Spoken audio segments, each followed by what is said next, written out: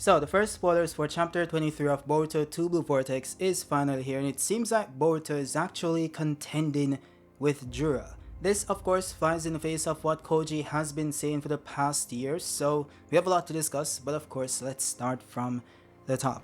Now this spoiler isn't much. Boruto is simply using one of his many abilities against Jura, and you'd think this wouldn't cause much of a discourse since it has no dialogue, but of course this is shonen, so people are going to power scale, and rightly so. And based on what we're seeing here, it could be interpreted that Jura is being affected by Boruto's ability. So the first panel shows that Boruto is under some level of stress, and he also seems a bit battered as well. Now I'm not sure if this is damage done by the wood cage in chapter 22 or if Boruto got his ass whooped the entire chapter, referring to this one that we haven't seen as yet.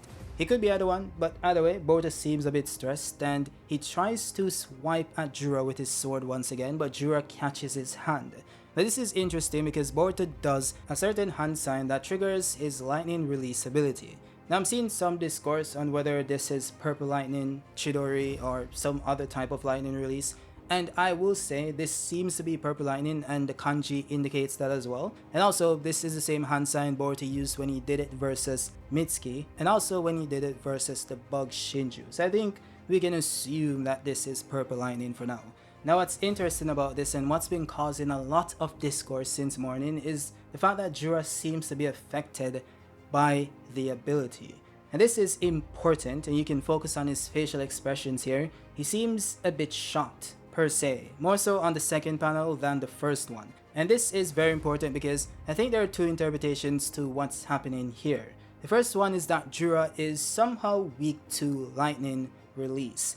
And this could make sense since Earth release is weak to lightning. And since Jura's body is, well, a divine tree, which is wood, then you could say since wood release is a combination of earth and water release, that means it consists of something that's weak to lightning. So that would also make the Shinju weak to lightning. Now, I do see the argument here, and it could make sense. Those say that we've never seen that applied to combined nature transformations, just the bare elements themselves. And that's assuming this even applies to the body of the Ten Tails, that I assume isn't typical wood, nor is it typical wood release. So there's a lot of hurdles one has to jump through to make this make sense, and if you guys want to do it, that's fine. I don't think that's what's happening here, to be honest. With that said, the next interpretation is that Jura was simply surprised by the ability, and that's because that's the first time he has seen it. And I think this makes more sense, and more so because it seems as if Jura was simply affected by it as well, because you have to remember, Jura isn't totally unaffected by Boruto's abilities. Even Rasengan Uzuhiko was able to affect him. He was affected by the vertigo status effect provided by the ability. He was just able to negate it. He was able to remove it. But that doesn't mean that he wasn't affected by it. So the same thing could apply here with Chidori Nagashi, which I think this is. And this has the effect of attacking someone's nervous system to paralyze them. So that might be what's happening here to Jura, and he's surprised by it. This would also make sense if you acknowledge that Chidori Nagashi has some level of durability negation because it has the ability to bypass your actual outer layer and seep through your pores to affect your nervous system on a very minute level. So it doesn't need to break down the body or cut it open or do any sort of damage to the outer layer to reach the insides. The same way Uzuhiko was able to bypass Jura's durability to induce the effects of vertigo without being able to damage him on the outside, similar to what it did to Hidari. So it makes sense if you think about it that way, and I could be wrong, but we'll see.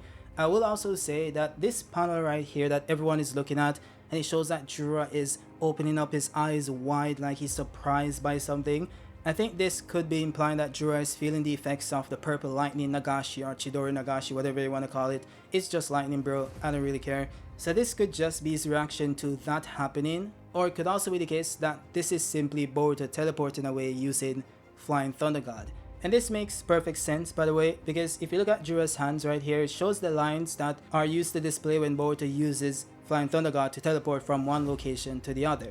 And it also lines up with the fact that Boruto's hand is no longer in his grasp. So it seems like Boruto simply teleported, and that surprised Jura, so that's why he's opened up his eyes wide, He's simply fascinated by the speed of Flying Thunder God because, it's really overpowered.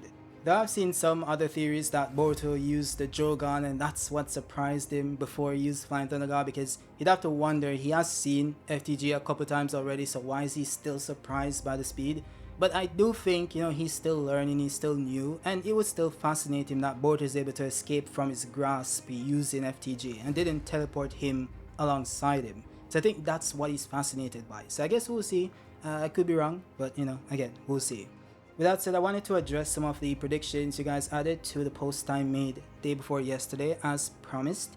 So the first one from Neil says, I predict the title change to You Are Not Him. And I guess he's referring to Boruto no longer being the title character, or him not being, that guy in the series.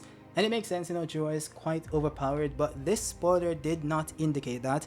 I would say Boruto is still, holding his own, he's still, putting up a fight. And I know he's going to lose based on Kashin Koji's statement. It depends on how badly, it depends on how Jura wins. I guess we'll see, but this is kind of funny. Now we also have Kade saying that we might finally get a flashback of Boruto and Kashin Koji training to develop Rasengan Uzihiko, and through his flashback we might get further insight on how Jura was able to nullify the Rasengan. He also believes that Mr. Kawaki will appear at the end of the chapter to save and fight alongside Boruto with his new powers. And I do believe this might happen as well at the very end.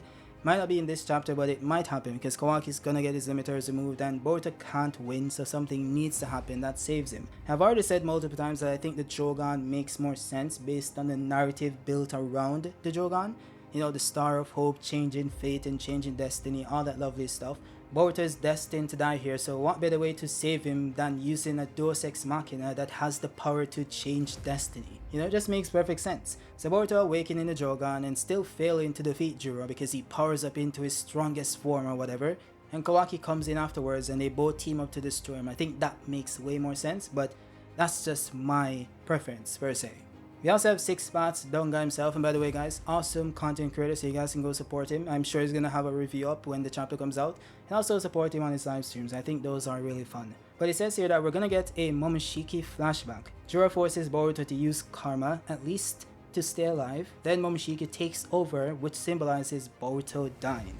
And I think this is the best way to have Boruto live beyond this, while also validating Kashin Koji's predictions. Because if Boruto doesn't die physically, he just dies mentally or spiritually, and Momoshiki takes over his body, Koji could see that as Boruto dying, because that's what Boruto said would happen. But it could be the case that Boruto somehow finds a way to crawl up from the dark corners of his psyche and take over his body once again later on in the franchise. So that's how Boruto survives this event without also surviving per se at this point in the story, because to everyone else it will seem like Boruto is gone. So I think this makes sense, and I wouldn't mind it if that's what happens. Now I think the best one is Mr. Kodaka saying that he still believes that Boruto is going to teleport to Daemon and right back to the battlefield, using him as a shield per se. And this will be so great, and I'm not sure why no one has thought of this, because if Boruto has Daemon on his back, nothing he does, nothing Jura does will affect him. It will be reflected back to Jura, and he can still attack him if he wants to. It's like it's a literal cheat code. So I don't see a way around it at this point in time for Jura, even though the story implies that this wouldn't make a difference because they said that no one will be able to defeat him. And I'm sure Kashin Koji has thought of this as well, if he does know how Daemon's ability works, and I'm sure Boruto does. So it seems like we're looking at it from the perspective of this should work, but the story is telling us that it wouldn't work without telling us why it wouldn't work. And I'm sure they're gonna explain why later on when Daemon fights the bug Shinju. And that's also one possibility why I think that Boruto wouldn't be able to do that. Daemon wouldn't leave Ada's side. So I guess you could just say bring Ada and Daemon to the battlefield, which is also a possibility. So there are many ways around it, and I'm sure Ikimoto has thought of them, and I'm sure he has a reason why this will not happen. And we might get that reason later on. I guess we'll see. We also have Mr. Potato Sama saying that the almighty sun goddess reawakens and rescues her husband, which of course is referring to Sarda. Now of course this is plausible, I would say. I wouldn't say it's impossible. I just don't think it's going to happen, okay? Like, she already defeated one Shinju. She's not gonna get the big bad. That's gonna be something for Boruto or Kawaki to accomplish. And that's assuming that her ability would work against Jura, which I have my doubts about, and I might explain that later on. We'll do a stream later on this week and we can go over that one. Not going to go into that here, but there's a way for Jura to easily counter that gravity ability. That's actually fairly obvious. So we'll see what happens. Now for the last comment, we have Mr. Madara-sama himself. He says that Naruto awakens from Madara Tsukiyomi because it turned into a nightmare. And we can finally see Naruto and Sasuke versus Jubidara. So classic, you know, I had to just put it in there because this, of course, is one of those classic, you know, Boruto comments. But yeah, that's it for the video, guys. That's it for the spoilers. We're gonna have more spoilers later on this week, or maybe next week on the 16th. We'll see, of course. If it comes out, I'll post it. So give me your thoughts down below, and also drop a like if you liked it, and subscribe if you're new, and I'll see you guys on the next one. Peace out.